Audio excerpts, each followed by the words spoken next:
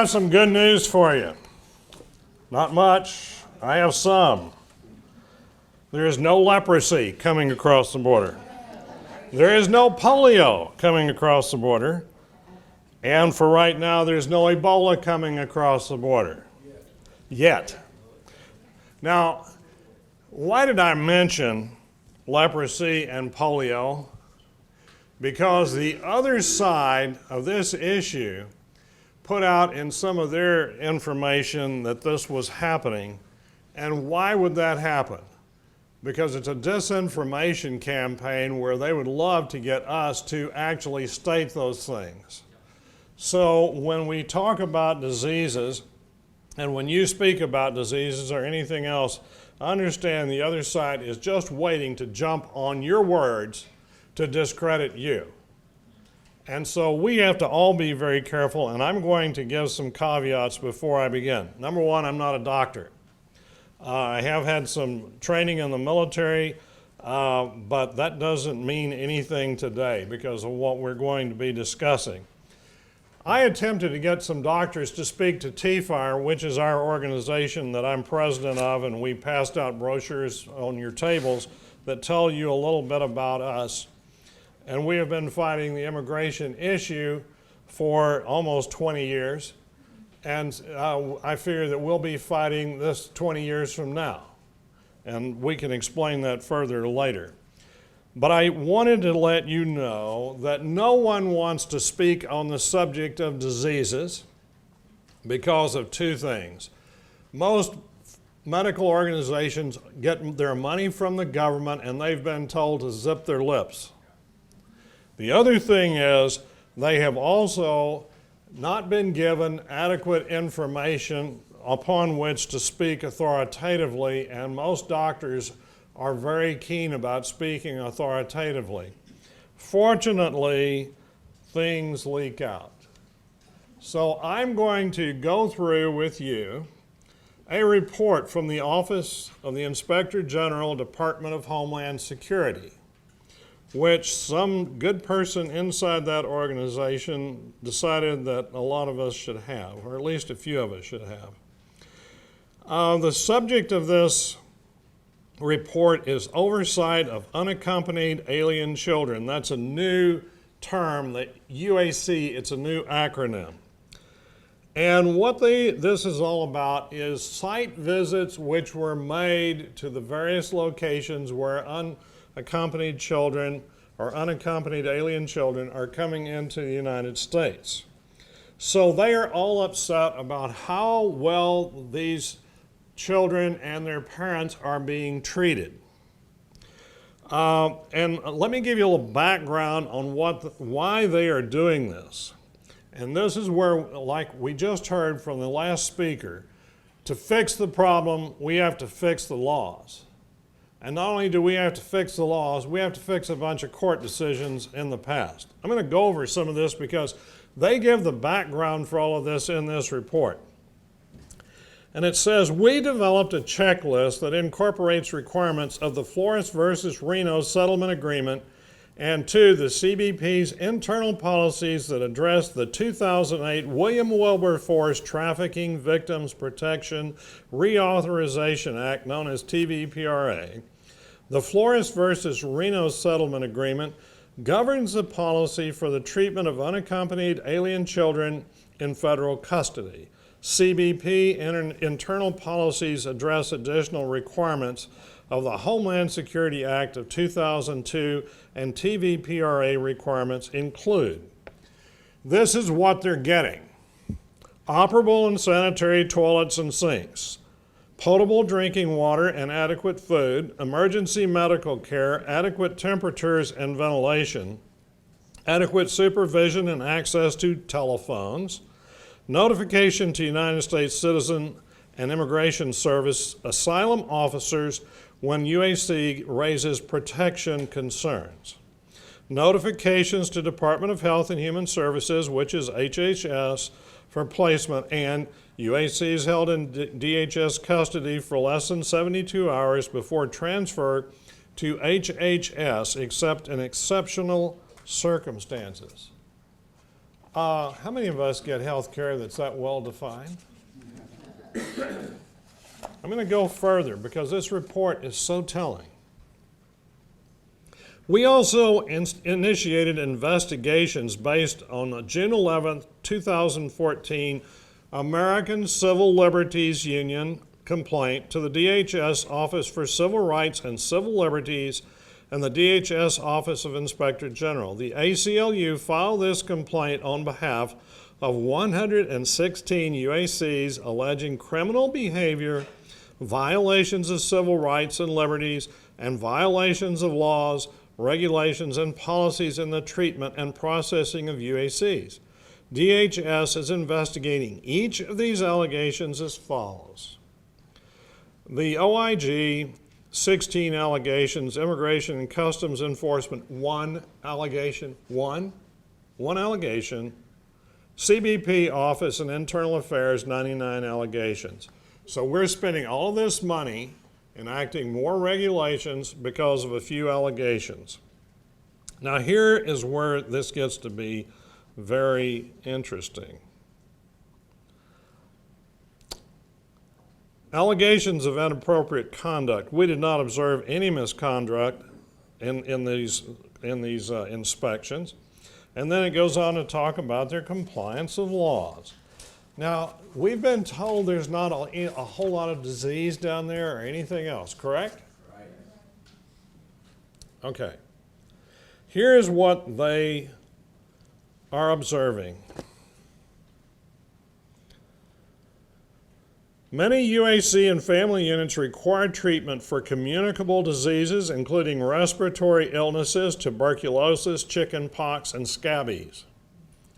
UAC and family unit illnesses and unfamiliarity with bathroom facilities resulted in unsanitary conditions and exposure to human waste in some holding facilities. Contract cleaners and DHS employees are working to maintain sanitary conditions. Whatever happened to the idea of telling someone, you're here, here's a mop, here's a bucket, get your behind out there and clean up your own mess? What's wrong with that? Oh, you can't do that. Here you go. DHS employees reported exposure to communicable diseases and becoming sick on duty. For example, during a recent site visit to the Del Rio U.S. Border Patrol Station and Del Rio Port of Entry, CBP personnel reported contracting scabies, lice, and chickenpox. 2 CBP officers reported that their children were diagnosed with chickenpox within days of the CBP officers' contact with a UAC who had chickenpox. In addition, U.S. Border Patrol personnel at the Clint Station and Santa Teresa Station reported that they were potentially exposed to tuberculosis. DHS employees are donating clothing, toys, and games to UAC and family units. DHS employees are purchasing food in some instances with their own money to supplement contract food supplies. Haven't we heard that there's a Baptist group and a Catholic group that's getting millions of dollars from the United States government to take care of these children? So why are our government employees buying this out of their own pocket? So what they've been told to do to cover these issues that have been brought up in this report: develop in consultation with DHS a Know Your Rights and Responsibilities video for UAC and family units. The video should include, but need not be limited to, hygiene while in custody, appropriate use of DHS facilities including toilets and showers, DHS processing procedures such as medical screenings and vaccinations. Weren't we also told not too long ago that these were some of the most vaccinated countries in the world? The right to food and potable water, procedures for access to emergency medical care, telephones, and consular notification, and procedures for raising concerns. The video should be available in Spanish and translated to other languages as well. Okay, they're already acknowledging in this report that not are all Spanish speakers. It's amazing when you go through these reports and read them carefully and see what they didn't say, but what they actually did say. All right, now, I want to go, I would have shown you some ugly pictures, but lunch is coming up in a short while, and I don't think you need to see pustules and outbreaks of scabies. So let's go through what has been found on the border. So far to date, tuberculosis, mumps, measles, pertussis, which is whooping cough. These are some of the diseases that the newly arrived illegal aliens have been found to not only have one or more of these diseases, but they've been allowed to fraternize and travel around the country, exposing other illegals and citizens to these diseases. As a matter of fact, some of the air carriers have tried to make it clear that they are not shipping these UACs and their families because of fear that people have of flying. These diseases have mostly been eradicated from the United States, and they are being brought back into the United States. And there will be consequences for this, but what I'm being told by epidemiologists confidentially is we won't see this problem for a number of months or perhaps years, because there is an incubation time for tuberculosis and a number of these other diseases. So we won't see it right away. We will see it at some point in the future. One of the other things that was just reported was a bacterial pneumonia infection of a Border Patrol agent. The H1N1 swine flu virus has been reported in a few of the illegals in Texas, and those infected are reported to be in treatment. And I understand that they have been isolated for treatment.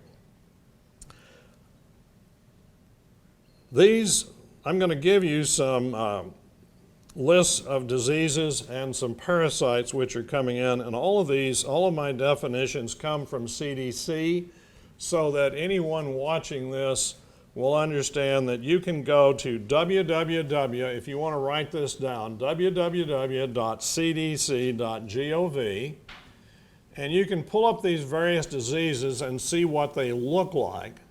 In case you might be around someone who comes down with such a disease, you can find it.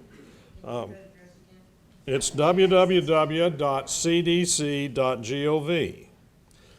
Now, we have been informed by Mexico to expect in about a month, as soon as the weather moderates somewhat, and the main reason why there's been such a slowdown in the surge is that the weather has become so inclement in Mexico and in South Texas that people are preferring not to cross over if they can avoid it. So there's a backlog of 35,000 who will be hitting the border within about 30 to 45 days. So we have to look and be prepared for these diseases. Now, one of the worst ones that everyone is warning us about has to do with TB. Tuberculosis is a lung disease, and it was mostly eradicated in the United States, but people are being treated for TB constantly in this country. It's been successfully treated for years, except that we now have a new type of TB which is resistant to the current drugs that are being used. TB, I want to go over some symptoms of TB because I'm going to go over the ones you're more likely to hear about. It is not spread by shaking someone's hand or sharing food or drinks, touching bed linens or toilet seats, or sharing toothbrushes or kissing. It is something that you can get from someone coughing. It is airborne. So if I were up here speaking to you and I had TB and I started coughing, I have the potential of exposing everyone in the room. That's how serious TB is. The problem with TB is, yes, you can be cured, The problem is that the damage that you incur is not reversible. At least that is what I am being informed by CDC and these other people who know this. Here are some symptoms of TB. Be careful of this because it bothers me when I go somewhere and I hear this. And this, I was worried about this even before we heard about all of these children and others crossing over. A bad cough that lasts 3 weeks or longer, pain in the chest, coughing up blood or sputum, weakness or fatigue, weight loss, no appetite, chills, fever, and sweating at night. If you observe any of these things with anyone, please advise them to go see a doctor. There are other diseases. One of them that is very concerning is called dengue fever, also known as hemorrhagic fever. And it is the problem with most of these foreign diseases is that there is no treatment, or the treatment takes a long time, and most of the time the damage is not reversible. So there are a whole list of diseases. I've given you a list of them. Some of these we may have had when we were children. You might have had whooping cough as a child. You might have had measles or mumps. But guess what? There are a lot of doctors in this country who have never seen some of these diseases, even though they might have been common when many of us, because most of you are somewhere within my age, within, I'd guess, 15 years or so, plus or minus. So we had a lot of these things, and we know what they are. How many of you have children or grandchildren who were even vaccinated for smallpox? Very few, and we haven't had to worry about that, but smallpox is one of the things that when we sent in troops into Afghanistan, smallpox was one of the things that Osama bin Laden was working on. They found a lab there that was developing smallpox and anthrax. So we're not even inoculated for some of those things that we were inoculated to before. One thing which is being found everywhere, including a lot of border patrolmen and other people are taking home, is called scabies. And this is a parasite. It's a tiny little mite type of parasite that burrows into the skin and causes an infection. And if you see what it looks like, if you've seen any of the pictures of Ebola, this looks more like Ebola on your butt, to put it bluntly. It's ugly. And it is not something that you want to have to deal with because it is something that's easily passed around. And you know, it's kind of a funny thing. I tell people this, and this isn't a laughing matter. But in this country, I see lots of people at my office who will run into the restroom, and I know they're in so quick and out so quick, they didn't bother to cover the seat. Because why? In this country was so safe for many, many years, a lot of people felt there was no reason to cover a seat. They just ran in, did their business, and left.